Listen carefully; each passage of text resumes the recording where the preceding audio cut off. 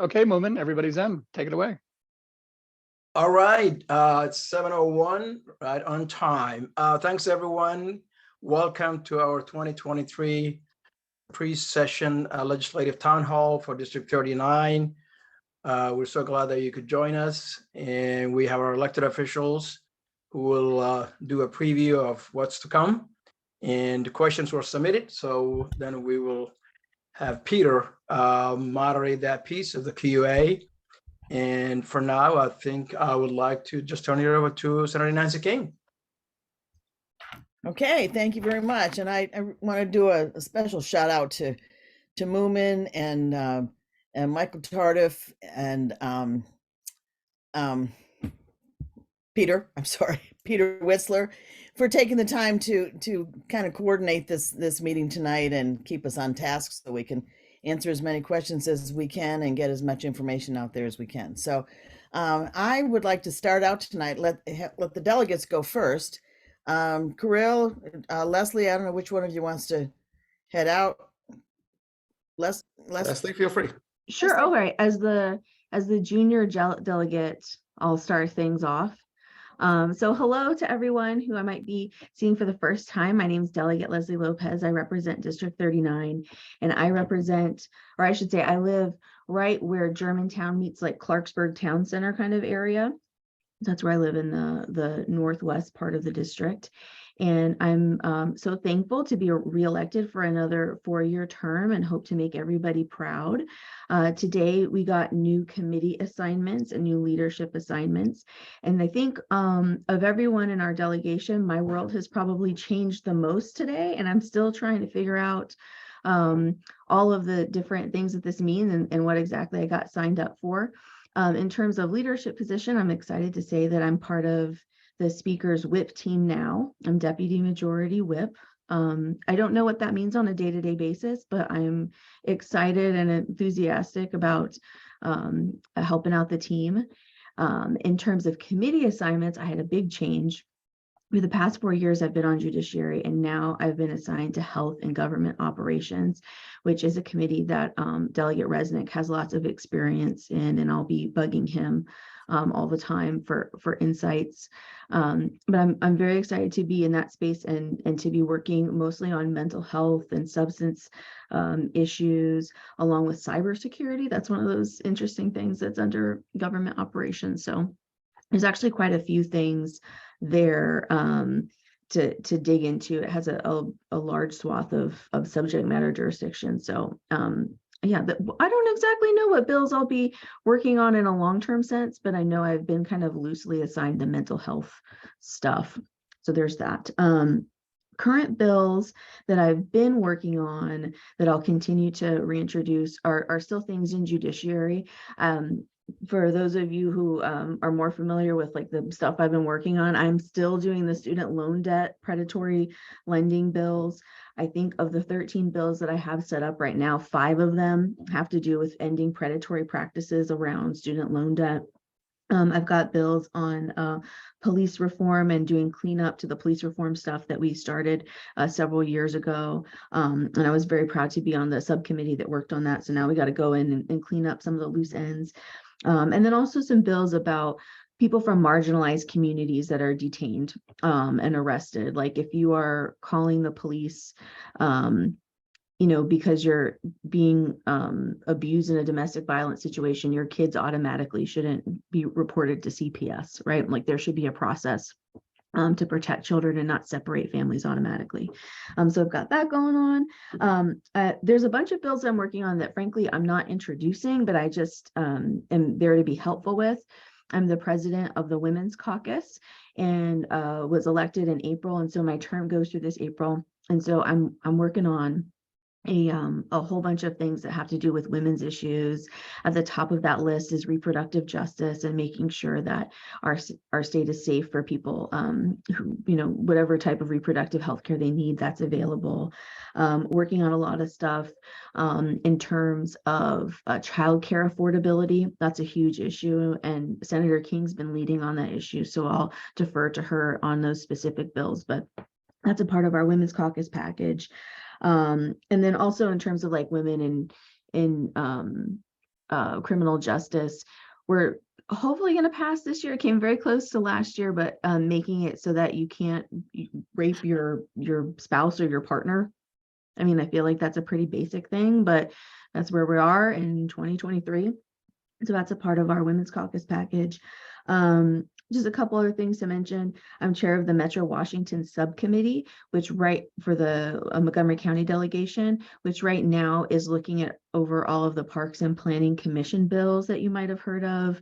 There's lots of back and forth, and they shouldn't be so controversial, but it's a very heated discussion. And so I'm working really hard with the chair of our Montgomery County delegation, Julie Plavakovich-Carr, to make sure that we're going about this in an unbiased way and, really being thoughtful and deliberative and kind of staying above the political discourse and trying to come up with really what are the best solutions for our communities. So we've got that. And then I've got a couple local in-district projects that I'm continuing to work on. One of them has to do with the air park and trying to turn a portion of that hangar space into an airplane, like aviation mechanics program. I've been working on this for 4 years and it has been start and stop. And I feel like it was a good idea, but it was a little bit before its time, but now things are coming together. And I'm just really excited that there's a lot more enthusiasm about that project, and that it might not be that this is the year to actually see the significant change, but this is definitely the year to start laying the groundwork for it and to get some plans finalized. And then the other project is what's being called the Child Care Hub. Is kind of the loose working title, but it's to create this basically a hub up county in the eastern part of our district that would serve as a resource for affordable childcare. I think there's 180 spots that will open up for lower income folks, which will make a huge difference in this area.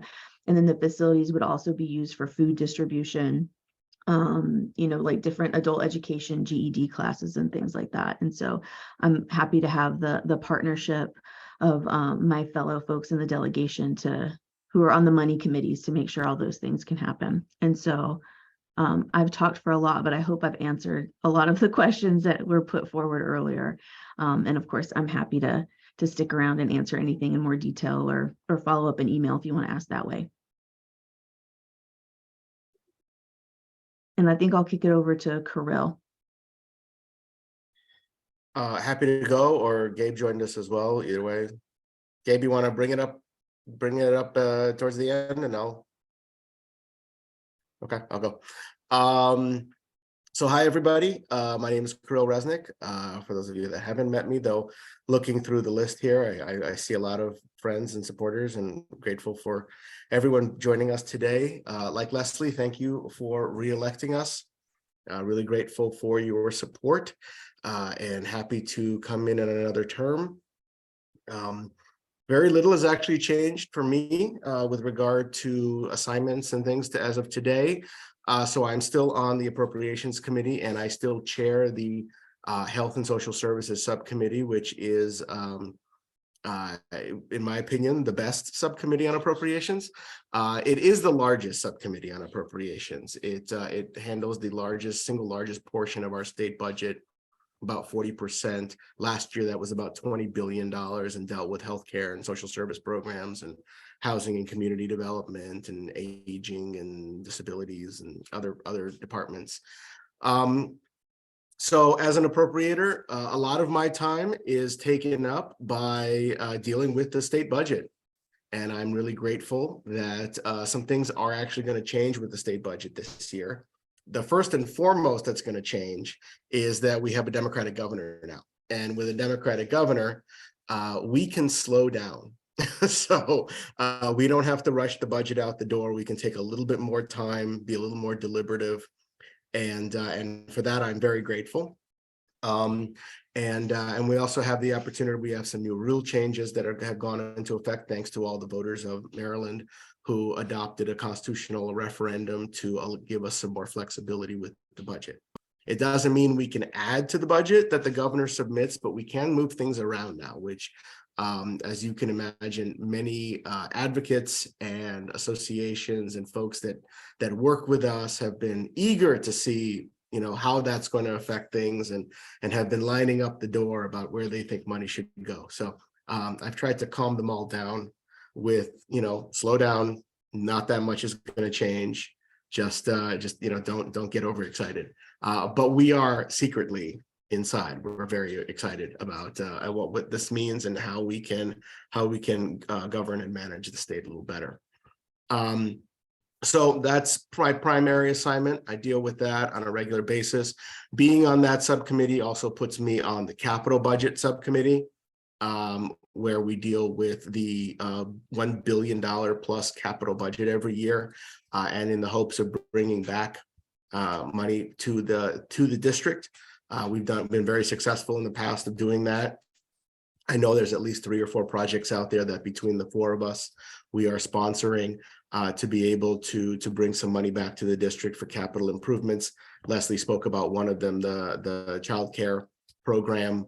I have another one for CSAC, which is a part of our community and takes care of children and adults with autism. And there's a couple of others out there as well. And then as far as bills are concerned, because I'm on appropriations, I try and limit the number of bills that I'm pushing forward, but there are always a handful of things that I care deeply about and want to sponsor.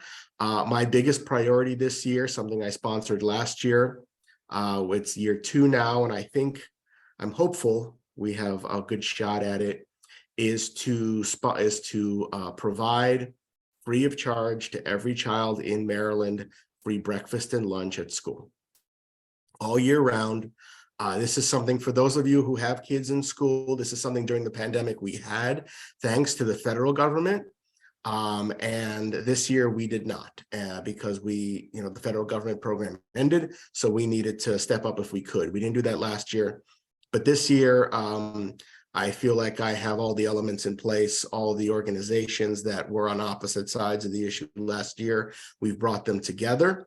So I'm excited about that passing. It's a big lift. It's millions and millions of dollars of additional revenue that we have to spend. But I feel like if this is not the year we do it, then it's going to be more difficult moving forward. So that's my biggest lift. I also have a bill that was actually suggested by one of the people on the call, Chris Jones, who's one of our constituents, to improve the tax credit options for people who adopt children in the state of Maryland. We have a very poor tax deduction for folks that do take the step and adopt a child, especially those folks who adopt a child with either disabilities or learning delays. And so we want to incentivize folks to be able to do that and reward people who step up. So I'm putting forward a bill that not a dramatic improvement in terms of the tax deduction that is currently being offered, but it's substantial enough that I hope that more people take advantage of it. I'm going to have a number of issues dealing with developmental disabilities. I'm sorry, I apologize, behavioral health issues that I'm dealing with, both workforce issues with behavioral health. We are launching, I am not the primary sponsor of it, but it's something that I've been advocating for now for a couple of years, and I'm excited to see us launch it out of the Health and Government Operations Committee. So I know Leslie's going to be very involved. Is what I'm calling, it's not going to be exactly the same, so don't take me at face value here, but I'm calling it the blueprint for behavioral health. As you all know, we spent years developing the blueprint for education for Maryland's future to provide significant funding and resources to our educational system, as well as oversight and metrics and goals. I believe we need the same thing for behavioral health. We are desperately behind across the state when it comes to beds, treatment facilities, providers, workforce. I mean, anything you can think of, we are desperately behind. And so we need this effort. It will be a long effort. It will be a 4-year effort. Unlike the blueprint, I don't believe that it's going to be a study it for 4 years and then come out with a big chunky bill at the end. I think instead the way we're going to be doing it is, as we go along, as ideas emerge and solutions emerge, we will be putting forward legislation to get that piece done as we go. So we're not going to have to wait for 4 years to get one big thing done. We're going to take it in pieces because education is very different from the way healthcare is structured, and especially behavioral health. So we do need to take it in pieces. So I'm excited about that effort, and I'm excited to be a part of it, even though I'm not the actual sponsor of it. That's going to be a huge issue. And then a few other bills. I always have one fun bill. And so my fun bill this year is a bill I had last year that didn't pass. It's a state symbol bill. It goes to HGO. When I served on HGO for 8 years, I hated state symbol bills with a passion and swore up and down that I would never sponsor one. But guess what? The one thing you never say in Annapolis is never. And so here I come with a state symbol bill that makes Maryland rye whiskey the official state spirit of the state. We have a long tradition of distilling rye in the state. It's a very unique blend, and there are actually distillers outside of the state of Maryland that produce a Maryland style rye. So I think it's time for us to grab that notoriety and improve, provide a little bit of a business and commerce incentive in the state to bring together, something that we do well and something that we should honor. So that's my fun bill. And when I say fun, it means I get to go into HGO and get pilloried by the committee members for coming in with a state symbol bill. But that, all in good fun.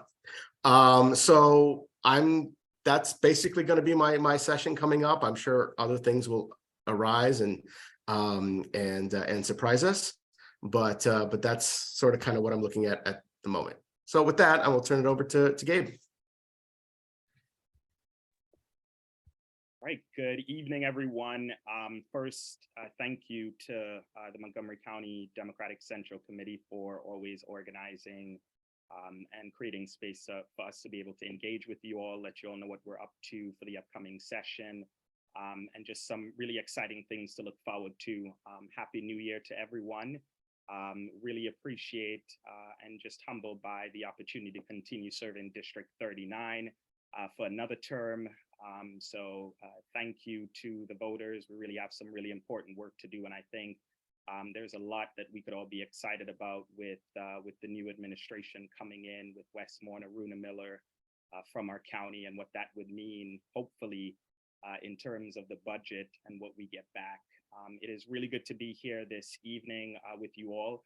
I'm going to cover just some legislative stuff that I'll be working on, but want to really allow for time for Q&A. I know there was a good bit of questions that was submitted, and so we want to allow for dialogue. But as far as like my legislative update, let me just first say that I will be coming back to the Appropriations Committee. So, it oversees our state's capital and operating budget. I am still on the Public Safety and Administration Subcommittee that oversees the budget for all the criminal justice, juvenile justice organizations, social services, etc. in our state. And really excited about the new leadership that we have on the Appropriations Committee and what that would mean. I would also like to point out that there's some important legislation that will be taking effect that I think has some serious implications for the legislature, and that is a law that was passed by the state legislature, a bill that I introduced that would essentially provide the General Assembly with the budgetary powers that it had a long time ago, particularly as it relates to whether it's adding or taking things out of the budget, ensuring greater flexibility so that we can not just bring money back to our district, but we could ensure that our state has everything that it needs. And I think that is really good over the next few years because as we talk about the budget, we were really dealing with, as a legislature, very limited power in terms of what we could do when the governor sets the budget. And so the fact that that's going to change certainly bodes well for our party, but also really for every constituent in Maryland, in my opinion. So I'll be coming back to the Appropriations Committee. We'll be introducing a good bit of bills that range from criminal, juvenile justice reform to economic justice, child services, to environmental justice that I'm working on right now, legislation that I won't mention tonight, but will hold until I'm ready to debut on environmental justice. But just seeing what we can do more as it relates to our environment as a coastal state, and understanding, the devastating impacts that climate change will have on all of our lives. So in terms of criminal justice reform, if folks were following the police accountability debate in 2021, there was a lot of work that we did not do, that other states have done, that don't necessarily have the numbers that we do here in Maryland. And so the fact that, we've gained more seats, we have a Democratic governor, my hope is that we would revisit and seriously address the fact that, we haven't ended no-knock warrants in the state of Maryland, a damaging policy. We have not addressed the issue of ending qualified immunity in state court, as a number of other states, to include conservative states, have done. We have not addressed white nationalism in law enforcement. We, from what I'm hearing, is that we're going to be addressing police accountability boards, which I think is good, but is so much more that, as it relates to police accountability, that we need to address. In addition to that, revisiting issues around children, particularly during police or law enforcement interactions and interrogations. We passed what was essentially a Miranda rights for kids, the Child Interrogation Act, that while a good step, is not, good enough if we are, talking about addressing the issue of police and their interactions with kids and with juveniles. And so reintroducing a bill that would essentially end police or law enforcement lying to kids during interrogations. That is something that is illegal here in Maryland right now. And so a number of other states have since changed that. I think we need to as well. I think it's good that we have a new Miranda rights for kids, but that's the important step that we need to take. We'll also be introducing some bills around prosecutorial accountability as it relates to police accountability. This is the part of police accountability that we don't talk about enough, which is the role of the prosecutor in not just enforcing the law, but ensuring that they're holding public officials accountable. And the reality of it is that a majority of police, whether it's corruption or police abuse cases, are not prosecuted or charges aren't brought. And I think a lot of that has to do with not just the influence that, police and police associations and contributions play, particularly in states' attorneys, district attorneys, and AG's races. And when we talk about accountability, folks need to ensure that they're providing an air of not just transparency, but independence. And so introducing a bill, reintroducing my bill on that. Also, I know there were some questions about Medicare for all. I think the fact that, we have a governor that's coming in who has indicated on many occasions that ending child poverty and universal health care is a priority for him, that we would really revisit the fact that Maryland is the only state that if it wanted to pass single payer Medicare for all, we could actually do that. Unlike other states, we don't have the restrictions. We have an all-payer system. We have a lot of things that really provide the foundation for us to be able to do this. And my hope over the next 4 years is that we would really be ambitious in how we approach this and ensure that we're finding a sustainable way to fund it as well. So also have a bill on guaranteed basic income that I'm reintroducing, but another one for guaranteed basic income for kids aging out of our foster care system, ensuring that we are taking care of our kids who are transitioning out and have the support that they need, but also following what other states have done, which is providing free tuition. And that's not to say folks should not apply for my office's scholarship program. We have thousands of dollars that we encourage folks to apply, so that if you're attending a college or university in the state of Maryland, but introducing a bill that would provide free tuition for kids aging out of our foster care system, something that other states have also done. What we don't have is a strong safety net. We have a broken foster care system, and kids who are transitioning out and not only don't have the familial support, but the financial support and the resources needed in order to thrive. So just doing our part to ensure that we're taking care of our kids, and we're really transforming our foster care system for every single kid that comes into contact with it. Also working, and this is more local, it's a project that I've been working on with the Collaboration Council. Up County does not have a youth drop-in center, particularly for homeless youth, LGBTQ youth.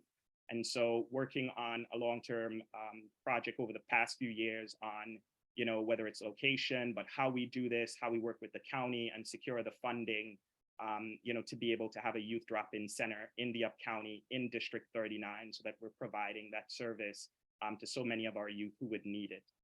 And so with that, I'll stop right there. There's a good bit of other legislation that we could talk about, but I know that there were some questions that were submitted. And so instead of talking about that, what I will do is respond to the questions and to provide folks with updates there. But thank you all for joining. Let me just say it has been absolutely an honor and thoroughly enjoyable to be your state delegate, and excited to be coming back and to working with really the trifecta, the House, the Senate, and the governor's office that Democrats control, and hopefully we'll do a lot of good and meaning and transformative work for Marylanders. So thank you. Okay, I'm going to kind of wrap it up here with what I'm doing, and then we'll take some questions. I don't have a lot of changes in what I'm doing in Annapolis this year. I'm coming back as the Senate Majority Leader, which I really enjoy being a part of senior leadership. I'm also still on the Senate Budget and Taxation Committee, and I'm chairing the Education Business and Administration Subcommittee. So I have the budgets for the university system, for the state comptroller's office, for the administration, and all very interesting issues that I get to handle with that subcommittee. So that's kind of what I'm doing. Oh, and plus I'm continuing on the Capital Budget Committee. That has been a real asset for Montgomery County, having Senator Craig Zucker as the chair of that committee, and I'm also on it. We've been able to bring back a lot for Montgomery County already. Last year, we brought home money to do 9 brand new playgrounds at 9 elementary schools in the county. We've got it scheduled for 8 more this year, so that there's one for each district in the county. We did Stedwick Elementary for this year. Actually, it's not built yet, but it will be by the end of March. And we haven't figured out which school in District 39 we'll do a playground for this year, but we're working on that. So that's what I'm doing as far as the committee work goes. Several different bills that I've worked on over the past years and continue to work on, and the child care bills are one of my big priorities. I've got one that's child care scholarship funding, working to secure financial assistance for families, so that we can get people back into or remaining in the workforce. I think all of you know how expensive childcare is, and we're just trying to find every way that we can to help these families out so they can get back into the workforce. We also are, I'm working with Delegate Polakovich Carr from District 17 on the child care tax credit that we're going to expand from last year. And so that should help quite a bit for some of our working families. The libraries, I've got a bill in to increase funding for the state library resource centers. Libraries are always really needing in resources, so that's something that I've been putting in for a lot of different years to help them out. For the last 2 years, we've been working on a sign language interpreter's license, which has been really hard to come up with a compromise on, because there are so many different groups that feed into the interpreters issue. But I think we've got a bill this year that everybody seems to be happy with. So we will be moving forward with requiring interpreters to meet certain certification qualifications so that they can be licensed in the state. We've heard from people in the legal community that they have interpreters that may not really know the legal language and stuff, and they're interpreting, and sometimes if they're not qualified, they sometimes make mistakes, and it can be very hard in the legal field. And I've got a bill in for the Forestry Education Fund for the Maryland Forestry Foundation's education, and it's to achieve healthy and sustainable forests in Maryland. One of our constituents, Jolie McCatherine, is very, very active in the forestry board, and so we're going to help them try and get something going for them. That's kind of what I'm working on right now. We've got a lot. We've got several bond bills that we're going to be working on together for Montgomery Village. Several. I think most of them have already been mentioned, but we have lots of work to do. We start in Annapolis on Wednesday at noon, and look forward to hearing from you through the session. We'll try and keep you up to date on what's happening, and hopefully we'll do some good stuff, and we'll bring home some good results from District 39. Okay, so let's go ahead with the questions. Peter, do you want to head off with that? Yeah, absolutely. Well, hello, everybody. Peter Witzler. I have the tough task of moderating the discussion with these fantastic elected officials. So wish me luck. So our process will be, we've got about 30 questions that were submitted in advance. So huge thanks to everybody who did that. We're certainly will not be able to get to all 30 of them, but we'll try to get to many of them. We'll try to take folks sort of live on the air with us here too, who submitted the questions, and then feel free to drop additional questions into the chat, and we can take you live on the air to try to get to those questions as well. So I believe we have Carrie Promozic, who might be lined up to get us started on our Q&A. So Michael, our amazing man behind the curtain. Go ahead, Carrie. Hi, can you hear me? Yep, go ahead. Oh, okay, great. I'm sorry, I'm multitasking this evening. I just have a question about, I'm supporting the petition to support the Early Childhood Development Center. And I just wanted to ask about that, how that's going to go, and get more information on that.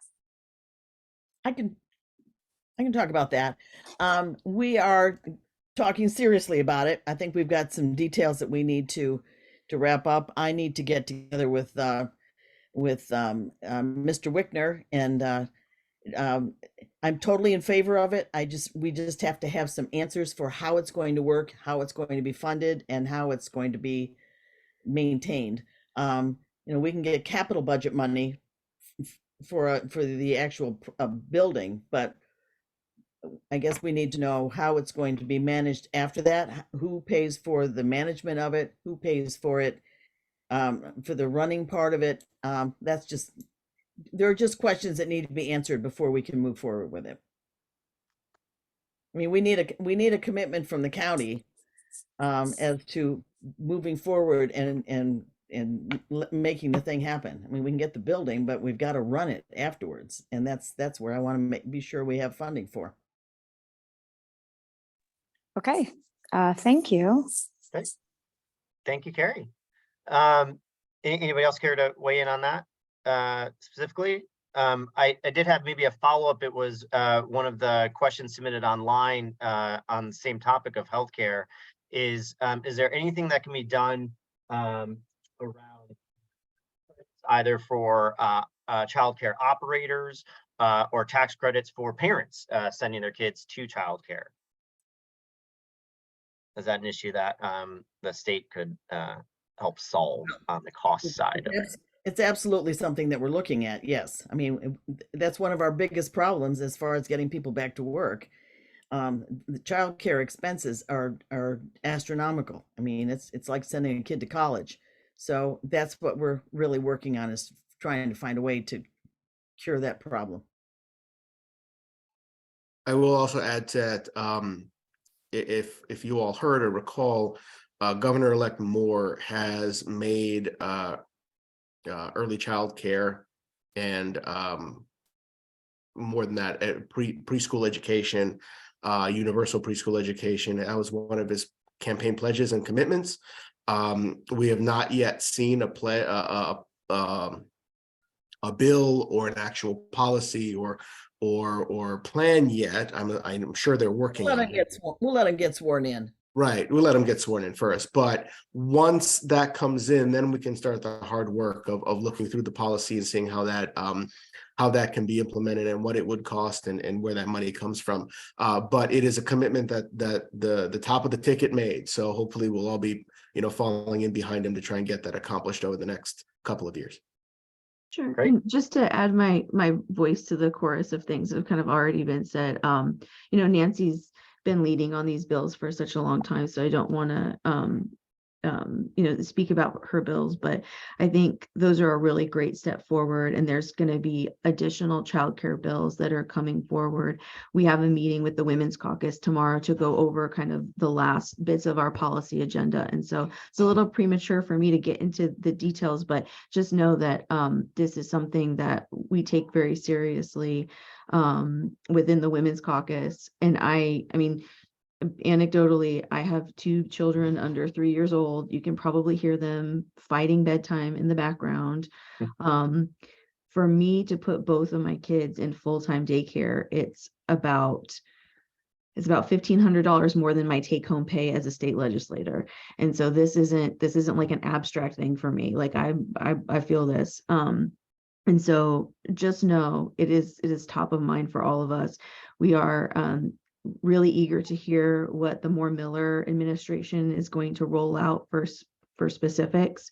We met with Governor-elect Moore at the beginning of December as the Women's Caucus, and he reiterated that this was going to be a priority. So we don't know exactly how it's going to roll out. It might be legislation that we move through the chambers, or it might be some type of administrative fix. But we're all very excited to hear details and ready to fight for change and fight back on the weak spots if need be. Great, thank you. Well, similar topic, since we brought up the cost of daycare and childcare, let's talk about the cost of college. So we have Makiba Barrett. Go ahead, Makiba. Thank you. Good evening. So I'm sure if Senator or delegates, you haven't read my emails, your chiefs of staff or someone working in your offices have. I'm actually at about 6:30 this evening. I received a phone call from Senator King's chief of staff about the Maryland 529 college, prepaid college trust. And the situation with parents' inability to get access to the full amount of their account. So the phone call I had with Nancy this evening was very positive, but the deadlines that the Maryland 529 plan has put out thus far have all passed. Like this was supposed to be finished by the 3rd week of December. Right. What Nancy was told today, she told me in speaking with the executive director, was that I was number 80 in line, and hopefully by the end of next week, I would get some information about how much money is in my account. Now, my daughter starts college 2nd semester on Monday. So that's not me getting access to the money. So currently, me personally, District 39 resident, am about $15,000 in the hole that I need to come up with by next week so that my daughter can start her 2nd semester of college. Can I Clearly nothing, I'm just gonna say, clearly nothing can be done about that. She goes to an out-of-state private school, so they don't want it. An email is not something that is gonna help them. But I was happy to hear at least a couple of you say that you are on the Appropriations Committee, because there was a meeting last night at one of your colleagues, I think from District 14, was on the call, and she did mention that there was going to be some committee meetings, hearings, or something coming up in the next couple of weeks. Hopefully that happens. I definitely would like to be able to testify because I think it's very important for legislatures throughout the state, as well as the residents, to understand the impact that whatever has happened, what the impact has been Sure. on families. Sure. So Right, so- the question I submitted, I think is pretty much been answered, but like I said, I just wanted to say that I definitely would like to receive some information about when you will be having hearings and when taxpayers could come in to vote, Got it. to testify, so- because I would definitely So I like to think we- come in. I think we've got it. So solutions to solve the 529 crisis. Go. Okay. Yeah. We of course are well aware. We've had a lot of emails. People are really pretty panicked over this whole issue. And I think what happened, they got a new vendor in who totally messed up the whole system with calculations. And so now, and they're telling us that they can't recalculate across the board. They've got to do each one individually, which I don't understand, but that's what they're telling us. I've heard that the House is going to have a hearing on January 19th. I'm assuming that our chairman of Budget and Tax has said that we'll be having a hearing also.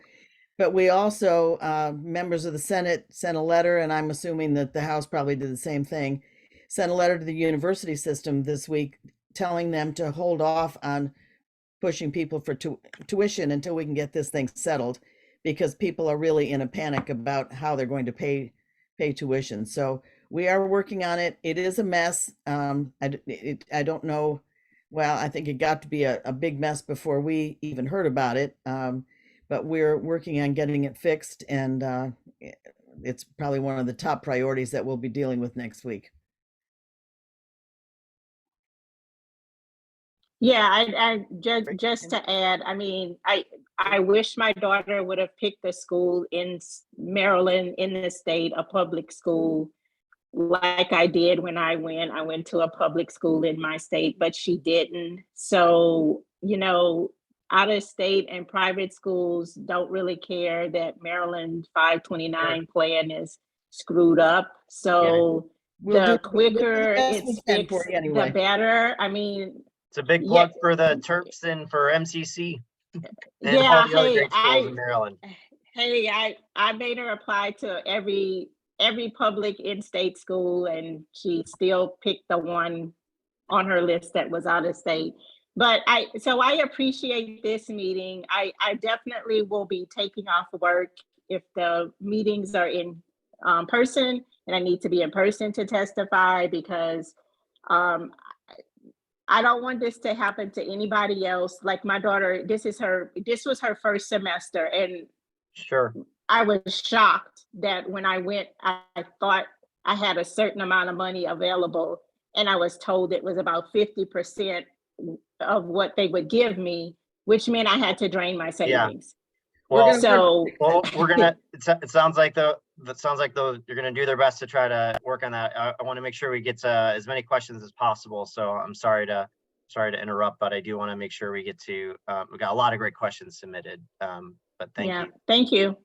So I think we're gonna go to Robert Boer next. Robert. Oop, you're on mute. Go ahead and unmute yourself. There you go. I'm Robert Boer from Washington Grove, and I was curious about what steps you're going to take to accomplish the goals, the climate change goals, the aggressive climate change goals that you set last year. What is the execution plan? And also, just as an aside, has anybody talked to the air park about establishing a solar farm on their acreage there? I'll address the air park issue. I have not heard of anyone. I haven't heard of any conversation that has been had on that. Nobody has approached me on it either. And I talk to the air park people on a pretty regular basis. I'll add into the air park stuff just because I'm working on the mechanic school. No, but I think this could be added to the portfolio of rethinking what the facility could be used for. Because as you know, it is a county facility, but it has to, there has to be some revenue that comes in to offset the operational costs of it. So I think being creative about all the possibilities are really important. Yeah, it should be a pretty high priority on the county's list, establishing solar locations. Right. How about the larger question? How about this? I'll add a little bit to the second question, and then I'll address the larger question as well. Something that we also have to remember about the air park is that we do have a long-standing memorandum of understanding with the Federal Aviation Administration. It's physically within Montgomery County, and it is operated by the Montgomery County Revenue Authority, but it is under the rules and auspices of the federal government and the FAA. So any major changes to that property also has to get federal buy-in. I don't know if a solar farm is included in that, but I imagine there might be some regulatory hurdles at the federal level that we also have to jump through on that. As far as wider environmental issues, none of us serve on those appropriate committees, so I'm going to try and answer the question as best as I can. Even though we all We supported did. the legislation. What was that? We all supported the legislation. We all did, and we did pass last year the most aggressive climate action legislation in the country. But Robert's right. We now have to get to the harder part of actually implementing it and putting forward policies that that meet those goals. I think from my perspective, I think there's two ways to approach that. The first way is to make sure that we are polluting less.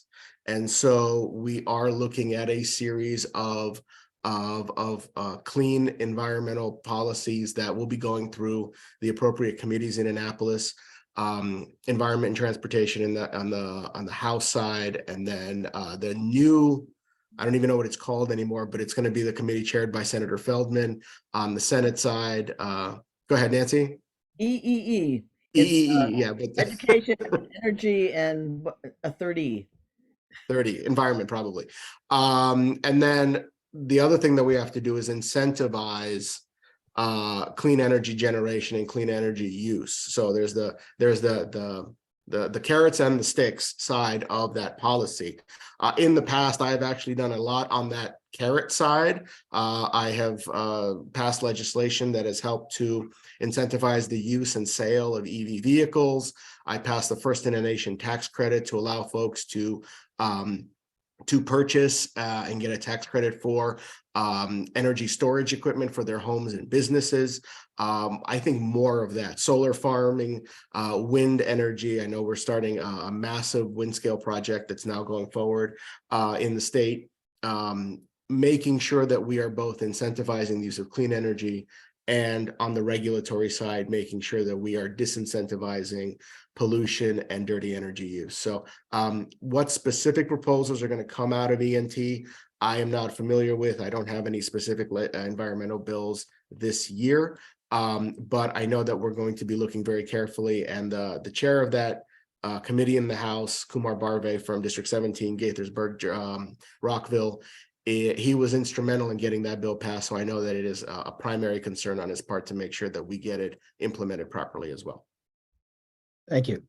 And I just echo all that was said, but also add that we can also push at the county level. And this is something that I've been talking to county colleagues about and our county executive, and there's certainly some interest there, but we need to talk budget. But I think something that would also really put a dent in our carbon or emissions footprint is providing fare-free public transit, particularly in Montgomery County, and seeing how we can do that, to not only address our carbon footprint, but to help low-income residents who rely on public transit.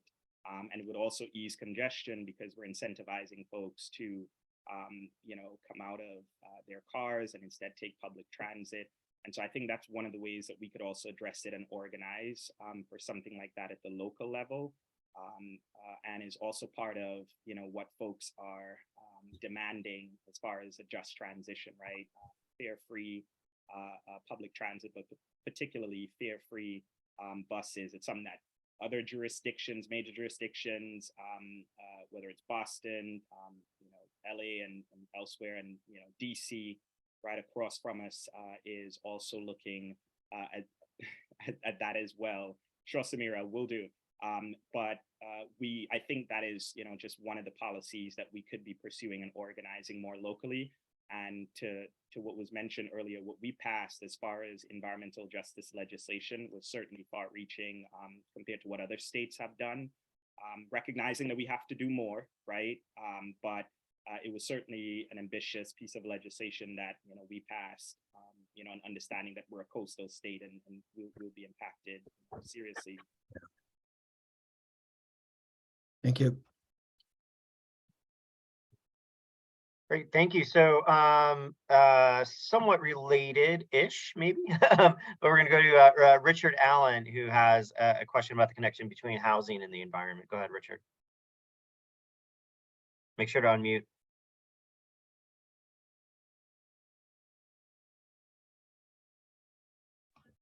Actually, I forgot. Oh, well, I was just wondering, did you delegates have anything in the pipe there, concerning connecting environmental justice problems to housing, more so in the sense of like fair housing and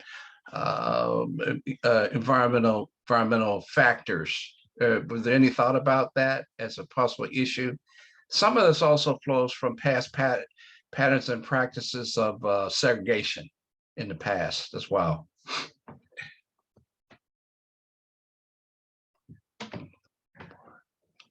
I'll jump in. Sure. Go So I think what you are identifying is a key issue that we are facing in this county.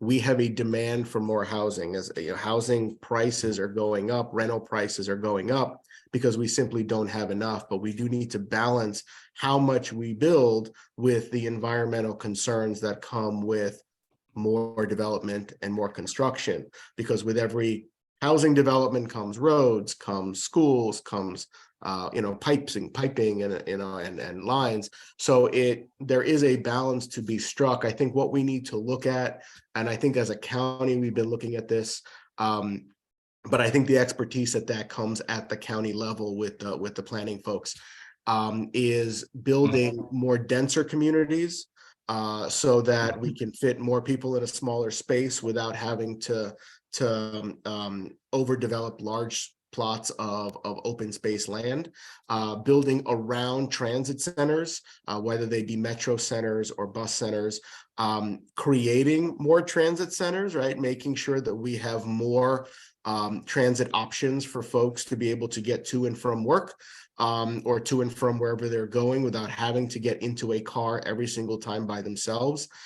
So there is a balance to be struck, but I think one of the things that the county is looking at, and I know there are people that love it or hate it, but I think one of the goals of the county's plan, which the name is escaping me, Thrive plan. One of the goals of Thrive 2050, correct. One of the goals of Thrive 2050 is to try and strike that balance while also meeting our housing needs and demands. Right. Okay. I know that there are people who love it and there are people who hate it, and there's a lot of in between. Right. But I wish I was more educated on the details of it, but I know those are the goals. Very good. Thank you, sir. double checking if anybody else want to weigh in on that. If not, then I think we have a question from Spencer Hines. I don't believe he's in the room, Peter. Oh, okay. I mean, you want to go ahead and read the question just in case? Yes. So that nobody else has So to the ask. question is, what can be done to help Maryland Medicare for All move forward? The legislature passing it and Governor Westmore signing it into law.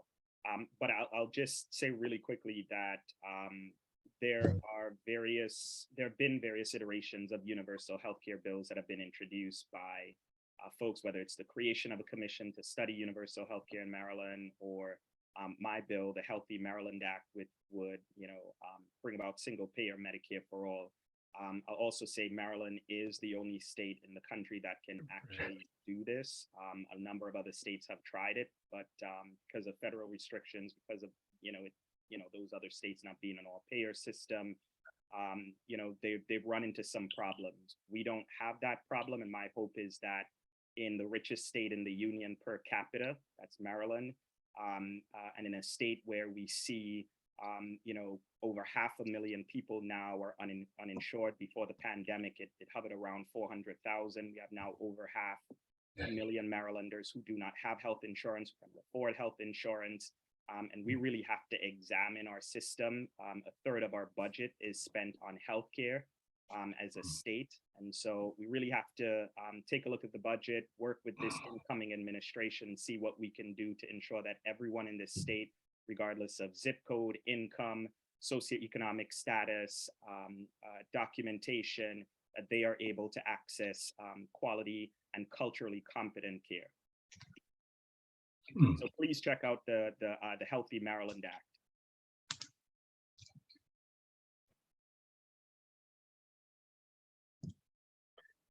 Great. So I think we have another question. So we have we've got lots more questions. We'll try to get to them, as many of them as we can. So I think we have the Zoom room for about another 30 minutes. So we can keep going through some of the questions that were submitted in advance. Also, please, again, feel free to drop a question into the chat. So I'm going to ask Captain Nash to actually do that. So she had a very sort of specific question in the chat around safety. Take it away, Captain Nash.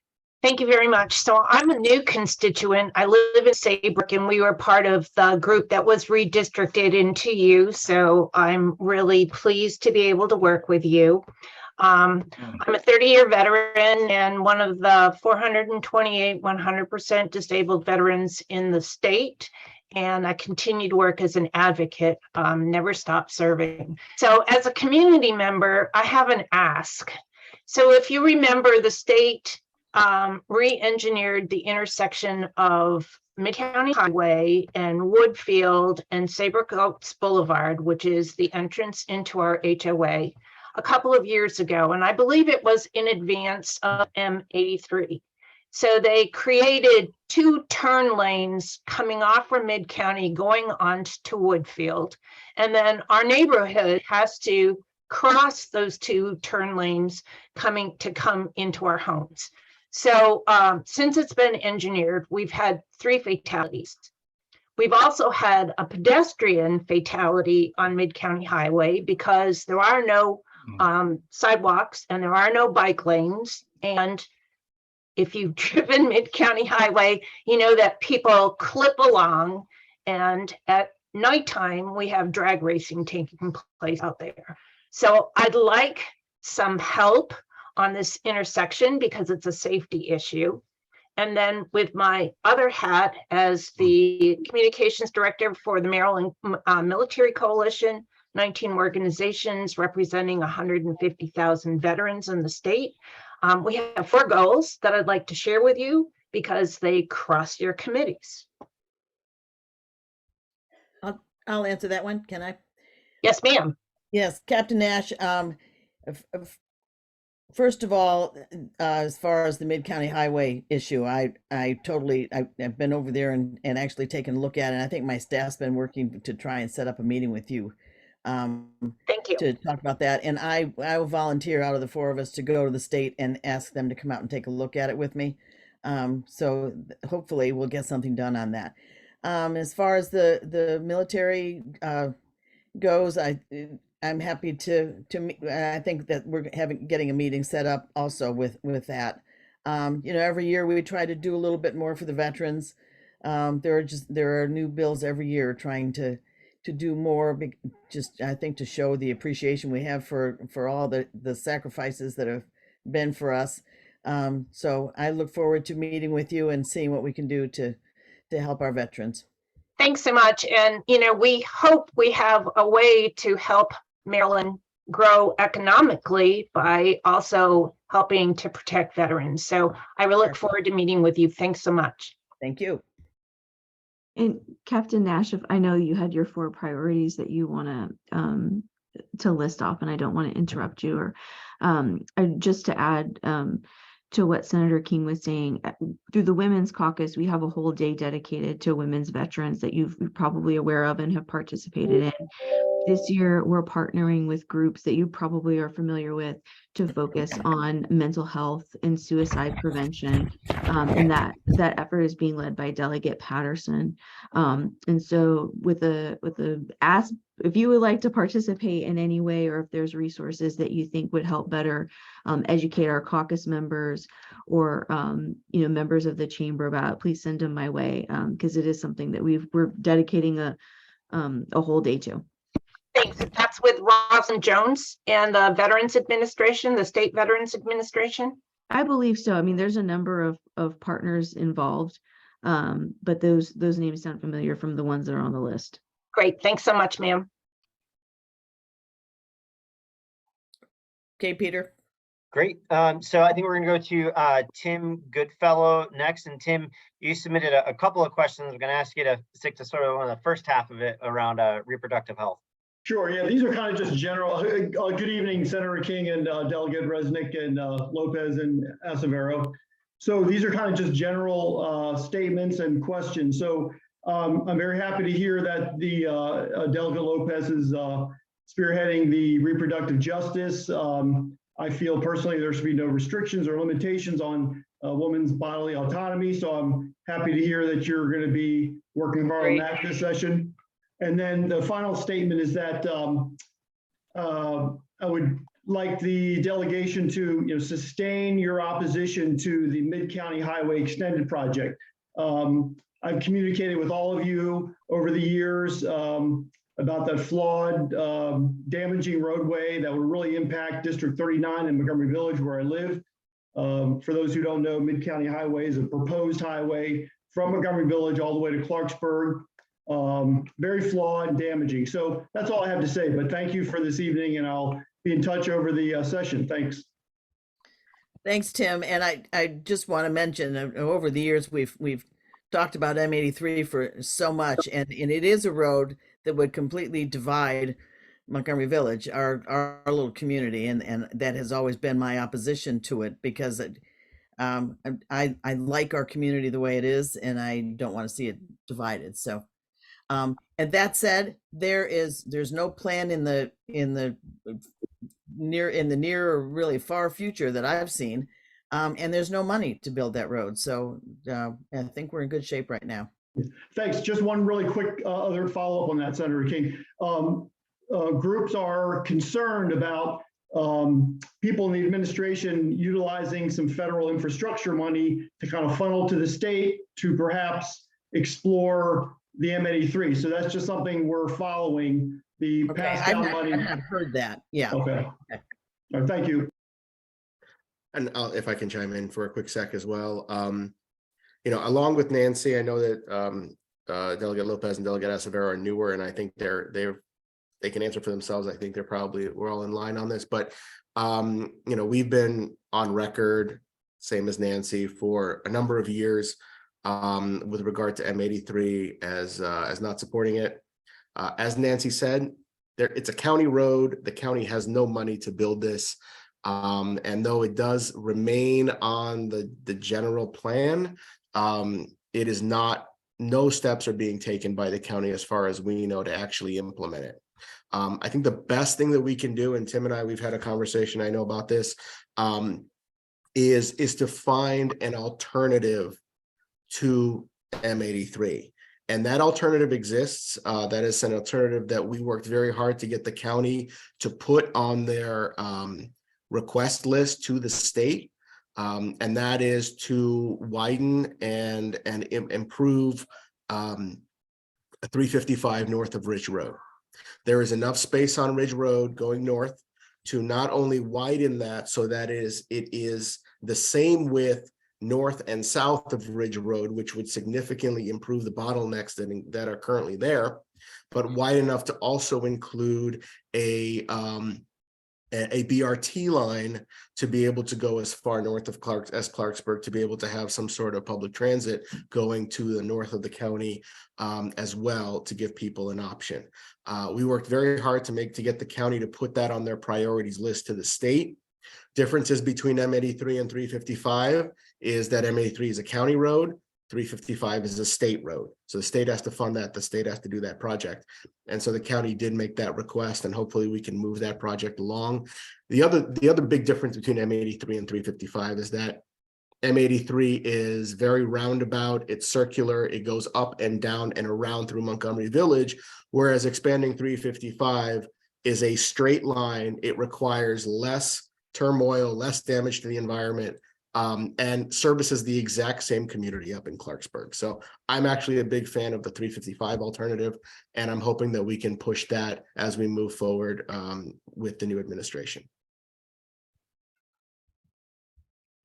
Sure, I'll chime in since we're talking about it. You know, I'm not a psychic, but based on everything that I'm seeing, I don't think M83 is going to happen anytime soon.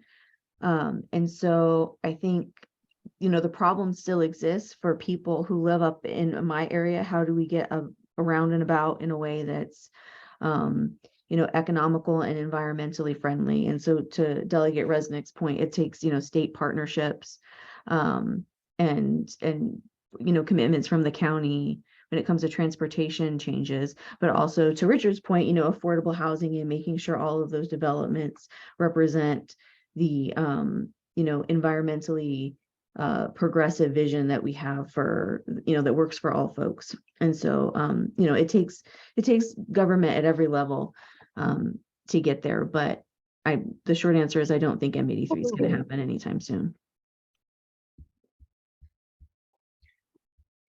Agreed with everything that was mentioned. County road funding. We should look at alternatives and alternatives that certainly address the needs and the concerns of folks and constituents, residents in the Up County and Clarksburg. And hopefully we were able to do that over the next 4 years. So we're providing relief to residents in the Up County, because I know this is an issue. I've been to several town halls over the years where folks have talked about, you know, connectivity to the rest of the county, you know, ease of moving. And so hopefully we'll find an environmentally sustainable alternative in collaboration with residents and communities, folks that live there.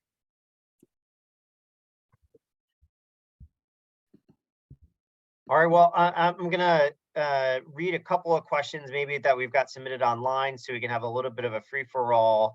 Also, folks, feel free to just drop a question into the chat. I'm sure our delegates in the center will be able to see them and might be just to be able to respond there. But while we're still on the topic of transportation, I want to bring up everybody's favorite topic, which is 270. So there's a few questions submitted about traffic and congestion on 270. So whoever would like to start off with that. I'll put my head in the guillotine. Why not? I'll go next. So, as you all know, I'll give a little bit of background. Governor Hogan several years ago proposed a plan to widen I-270 to include toll lanes down the center, similar to what has been referenced in Virginia, though those projects are different. There is a lot, I personally had a lot of issues with his plan. I will emphasize that I don't necessarily have issues with some widening of 270, but I did have significant issues with his plan. His plan was conceived of in consultation with this Australian firm that proposed the idea to him. He met with them over the years, traveled to Australia to meet with them. They essentially wrote the RFP that was put out on the street and then bid on the RFP that they wrote, and then Hogan awarded them the RFP. So it was clearly gamed from the beginning.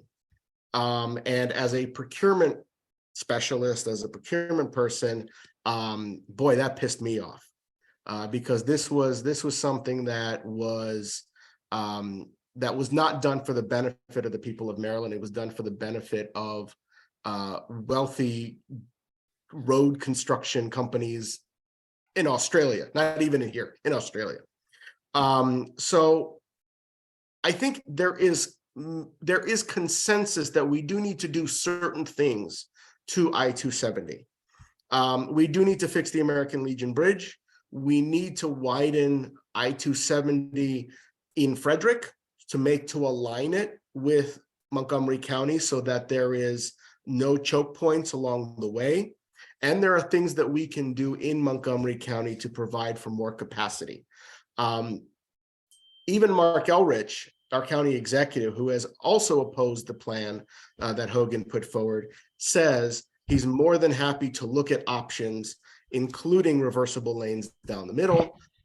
There is capacity that can be made by getting rid of the local versus general lanes, which I personally hate and think are stupid and was a great idea 40 years ago, but right now is no longer a great idea. There are things we can do to provide for more capacity on 270, and we need to do it in a way that, one, does not take a footprint, does not widen the footprint so that it takes anybody's homes or businesses along I-270. And we need to do it in a way that is not going to basically create Lexus lanes for very, very wealthy people who can get up and down very quickly, while the rest of us who can't afford double-digit toll roads in many instances, because that is what was proposed, just continue to sit in traffic on the side watching, BMWs and Mercedes drive by. So there are things we can do. I am supportive of looking at a more equitable plan. Again, I'm going to reference our new governor because he has specifically addressed this. He did say he wants to look at a plan that is more equitable and fair, that does increase capacity, but is not the plan that thankfully has now died as a result of the end of Larry Hogan's term. So that's my 2 cents on it. Okay, now for my 2 cents. I agree with most of what my dear delegate friend has said. I guess my biggest concern is there's a difference in mentality between the up county and the down county. If you talk to somebody from south of the Beltway, they think everyone should get on a bus and commute everywhere and get rid of their cars and get on a bus. Well, that works great for the down county. It works great for Tacoma Park. It is not, to me, realistic for our part of the county, because it's not a convenient thing for people to get on a bus, to have to walk that far to even get on a bus, number one. But we don't have that luxury up here of having the transit like they have down county.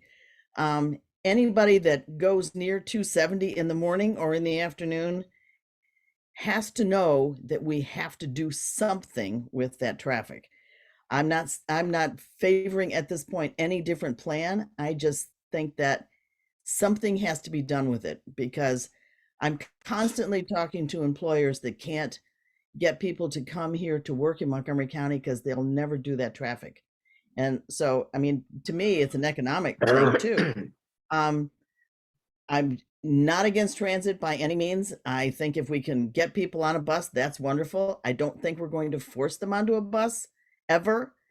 I mean, it's a nice idea, and I think maybe the much younger generation might look at it a little differently than maybe I do. But I just think that there needs to be something with, not 10 years down the road, we need some kind of relief on 270 sooner rather than later. I'm not saying that I know what it is. I'm not an expert on it. I'm just saying we have to do something. So I'll just chime in and say real quickly that I'm in favor of multimodal transportation. I think, we need to make investments, there's been such a hyper focus, particularly with this outgoing administration, Governor Hogan, in investing heavily in roads and expansions and building of new roads. And I think we really need to invest in transit. We really need to invest in multimodal transportation. But we also need to be looking at incentives such as, whether it's working with those same employers that are located not just in District 39, but the up-county, incentive so that they are allowing for telework. They're allowing for folks to come in a little bit later to work. So what we're doing is the only way that we're going to address traffic congestion is getting more people off the roads. Building new roads and expanding existing ones. We could talk about the importance of that, but ultimately our traffic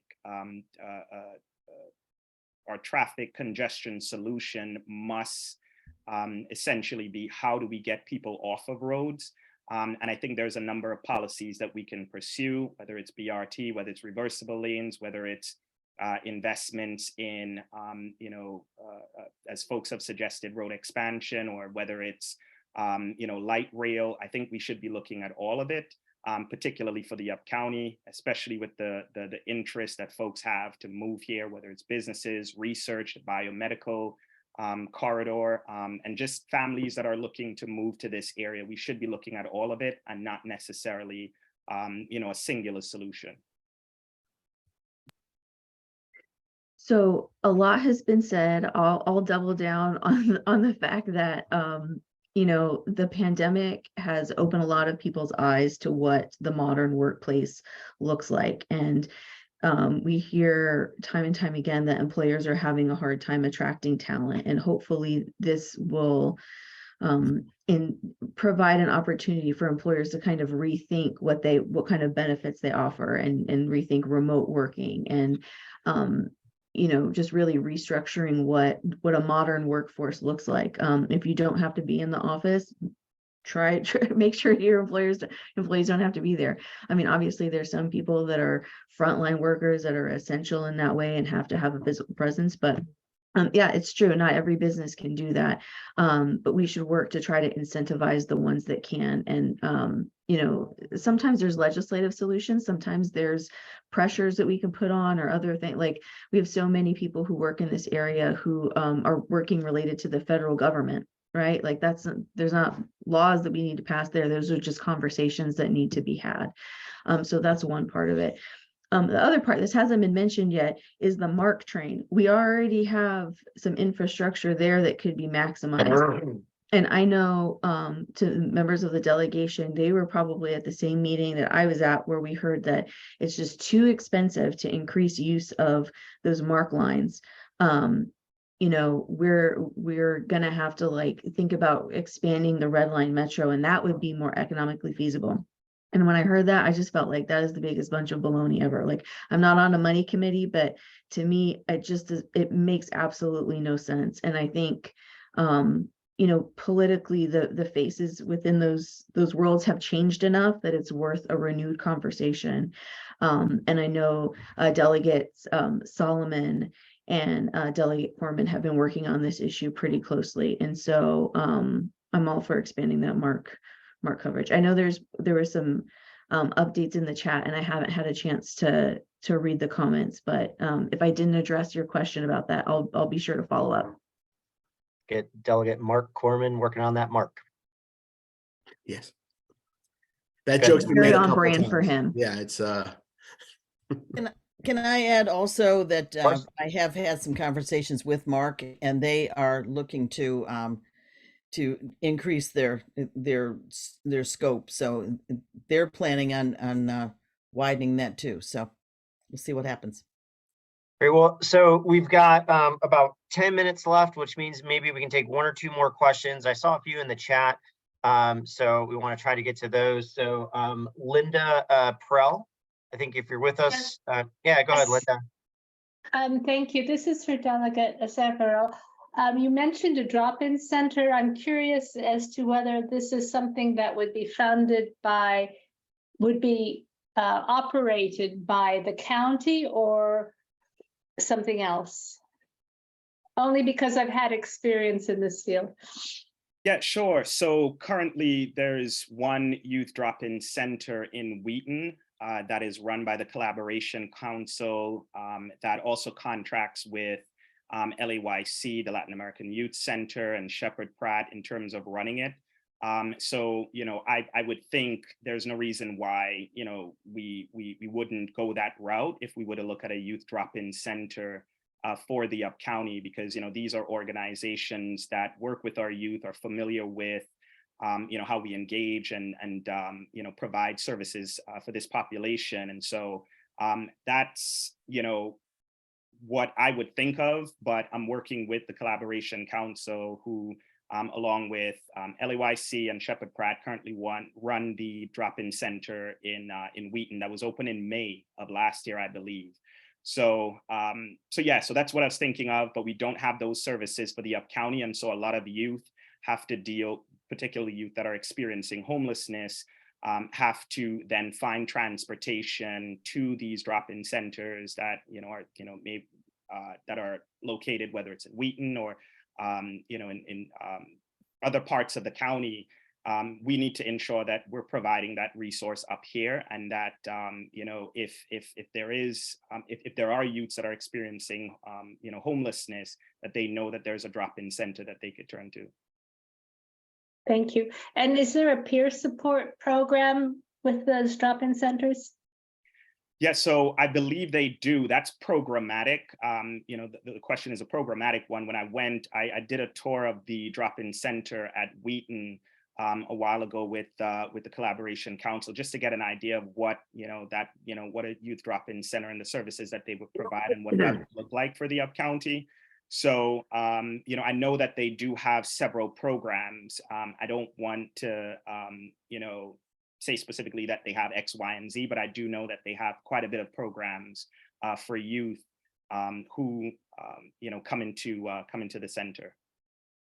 Thank you. I think peer support's a key element. I've done it in another state with my company, and graduating and even offering a stipend or something, some sort of remuneration for people that are doing peer support is really a good, we've seen really good outcomes with that, giving them training and then letting them help with that program. Great. Thank you. Absolutely. And I'll also add that there was a question, Pete, in the chat about qualified immunity, and if I could just speak a little bit more on that. So I'd introduced a bill last session. So for folks who aren't familiar, there was a work group that was created in 2020 by Speaker Adrian Jones to look at police accountability. And I was a member of that work group, and this was really an issue that I just kept bringing up at our hearings that we weren't looking at. In addition to white nationalism in law enforcement, which is a serious problem, not just for communities of color, Jewish community, really, our sense of community is threatened by that. We also need to address the issue of ending no-knock warrants, right? We essentially, in 2021, with the Police Accountability Act, reformed the law around no-knock warrants to basically change the hours when it could be executed, but we have not ended this really dangerous practice. And so as far as ending qualified immunity, I'll also add other states have done it, more conservative states than Maryland and states like Florida, where it's currently being debated. So we got to do a little bit more. Qualified immunity is essentially a doctrine that was, created by a judge, by judges. That essentially says that you can't hold particular law enforcement officers legally liable for their actions in carrying out their duties, and so that allows for a certain level of whether it's abusive behavior or corruption, and so that's what we're attempting to address. And so as part of the police accountability work group, I kept bringing that up. It wasn't a part of the recommendations, even though folks recognize that it's something that we needed to do. And so that's part of the work that we need to revisit. I'll also add that I wrote an op-ed in the Baltimore Sun just last year about the unfinished work on police reform that we need to do here in Maryland that we really didn't address, that we could have. And so I'll just put that in the chat along with the bill number for my bill that would have ended qualified immunity. I believe it was House Bill 463. Don't quote me on that, but it's in my op-ed that I wrote on about that bill, as well as some other bills that we need to be passing as well to ensure that we're not just allowing for transparency, we're ensuring accountability, and we're building trust. You know, if folks haven't noticed, the FOP is currently challenging Anton's Law, a bill that I've introduced for many years that was passed by the General Assembly that allows for police transparency. And so the FOP essentially failed in getting this bill stopped legislatively. And so they're attempting to get judges to do what they couldn't get legislators to do as it relates to police transparency. So we got to be vigilant. We have to keep our eyes out on, you know, this as well as other issues, and recognize that there's so much more work that we need to do on police accountability. And hopefully we do it and we don't wait until there is, you know, another police abuse case that, you know, was caught on film, that we're actually being proactive and we're doing something about it. Great, thank you. So we've got, I mean, we booked, I think till 8:30. If our delegation is able to stay on, you know, maybe we can get to a couple more, but we did see Mark's question in the chat, so maybe that might be one of our last ones. But Mark M, and if you want to actually just tell us your full name when you ask our question too, so we can get to know you. Oh, we might have lost him though. He's here, but not responding. Great. Well, I'll paraphrase. Mark's question was around COVID relief, so it sort of came up a little bit already. So is there, you know, the pandemic is unfortunately not over. We're in the middle of a tridemic right now. I just got over flu in my family. I hear others have COVID going through I had a theirs. COVID Christmas. Yes, people have had a COVID Christmas again. So is there anything being done around COVID recovery? Well, I don't see that there's a whole lot actually being done on COVID recovery right now. I think we've kind of moved past it at the state level. But what I'm seeing and what I'm hearing from the various schools is because people have so much trouble finding childcare when their kids are sick and at home, parents are just ending up sending their kids to school rather than keeping them home because they don't want to lose their jobs. And that's where I see that these various different viruses and the flu and COVID are all kind of spreading more because so many parents don't have an alternative and have to send their kids to school sick, and then it just kind of spreads. So that's kind of what the schools are dealing with right now.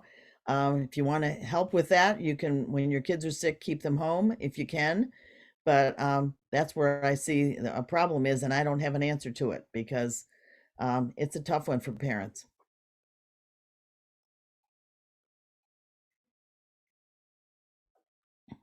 Peter, before you wrap up, I just want to take this time to acknowledge that we have Ken Reichert from Senator Ben Cardin's office on the call. So thank you, Ken, if he's still here. We have a couple of Gaithersburg City Council members, Lisa and Jim. We have Greg Wims, Upcounty Regional Service Director. We have MCDCC Chair and members. And we also have many community members, elders and faith leaders on the call. So I just want to take this time to thank everyone. And can I just say, I think I can speak for all of us. Yes, we have session coming up, but the bottom line is we're there to serve our community, Major League District 39, but anything surrounding it, because all of that affects us too. And if there's anything that, if you've got an issue and something that we can do to help us, please, I think Michael Tardif already put our email addresses on the chat. Feel free to reach out to us, and we've all got good staffs, and we'll do our very best to help in any way that we possibly can. So it's been great to have everybody here tonight. We had a really good turnout, and I think we probably need to do this more often.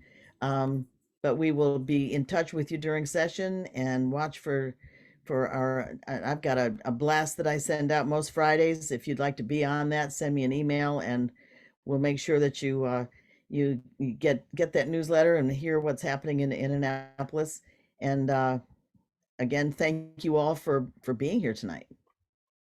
So I'd like to, I think we're wrapping up, but I'd like to invite everybody to unmute and say thank you and good luck in do great work in Annapolis for. And let's do social media. Don't forget. Oh, yeah. Sorry, go ahead, Moomin. Thanks very much for taking the time to do this. I don't know how to do it. I don't know how to do it, but somebody knows it.